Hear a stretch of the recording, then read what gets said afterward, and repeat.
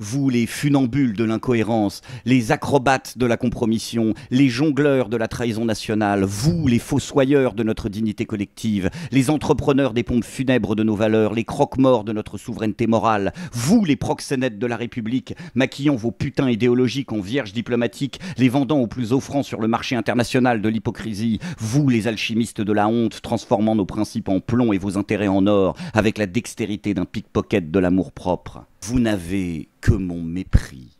Bonjour, Pierrick Bonneau, France Info. Sur la visite du président syrien à Paris, reçue par le président Macron, est-ce que c'est une bonne idée ?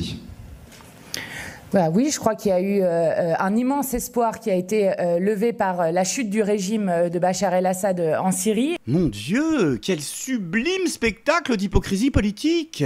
Admirez donc la métamorphose idéologique de Dame Panot et sa cour des miracles insoumises, validant avec la ferveur d'une bigote devant une relique, ce même boucher islamiste, non pas au nom de la réelle politique, ce qui pourrait sembler à la limite du compréhensible, mais au nom, je cite la poésie, de l'espoir que son accès au pouvoir a suscité. Et ils en sont fiers, les révolutionnaires à Apple Watch, les Robespierre aux mains manucurées et à la conscience souple, les Jaurès de supermarché, qui hier encore s'étranglaient d'indignation vertueuse quand Jupiter serrait la main de Mélanie en braillant à la complaisance avec le fascisme, mais qui aujourd'hui se contorsionnent tels des fakirs pour lécher les babouches ensanglantées d'un authentique théocrate décapiteur. Quelle pirouette magistrale, quel triple axel moral, quel retournement de veste idéologique qui ferait pâlir de honte une vierge de carrousel recyclée en directrice d'école catholique. Quant à vous, gogo macronard complaisant de cette farce tragique, contemplez donc le spectacle de votre soumission. Applaudissez, braves citoyens anesthésiés devant cette mascarade diplomatique qui ferait vomir de dégoût jusqu'au statut des places publiques.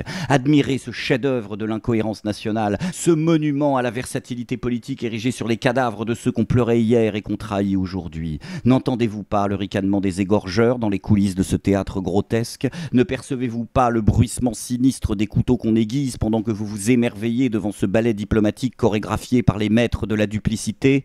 Combien de temps encore aurons-nous à supporter cette farce grotesque, cette trahison permanente de tout ce qui nous définit, cette compromission politique érigée en art d'État ? La réponse nous appartient si nous avons encore assez de courage et de dignité pour la formuler.